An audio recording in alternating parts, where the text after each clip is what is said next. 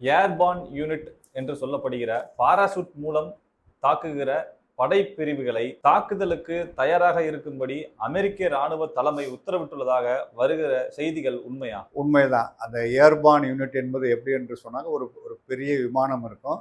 அந்த விமானத்தில் வந்து 400, 500 ராணுவ வீரர்கள் ஒரு குறிப்பிட்ட இடத்துல வந்து பாராசூட் மூலமாக நேராக இறங்குவாங்க. ஒரு கப்பல் வந்து போக முடியல, இல்லை தரைவழி நடத்தல பிரச்சனை இருக்குது என்று சொன்னாக்கா, இப்படிப்பட்ட ஒரு இராணுவ வீரர்களை இறக்குவதற்காக ஒரு படை பிரிவுகள் 2-3 படைப்பிரிவுகளை அமெரிக்கா வச்சுருக்காங்க. அதுக்கு வந்து ஏர்பார்ன் யூனிட் என்று அதற்கு பேர். அத்தகைய ஒரு 81வது பிரிவை தயாராக இருக்கும்படி அமெரிக்க இராணுவம் கட்டளையிட்டிருக்கு. அந்த பிரிவில் 4500லேருந்து 5000 வீரர்கள் இருக்காங்க.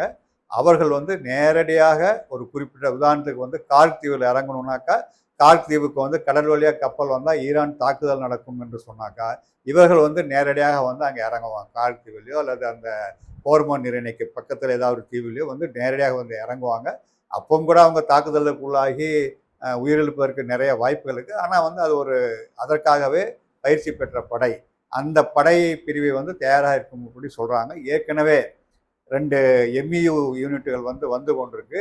இதுவும் வந்தது என்று சொன்னால் கிட்டத்தட்ட வந்து ஒரு 10,000 வீரர்கள் நேரடியாக ஈரானுக்குள்ளே செல்வதற்கும், ஏற்கனவே வளைகுடாவில் ஒரு 70,000 அமெரிக்க இராணுவர்கள் பல்வேறு நாடுகள் இருக்காங்க.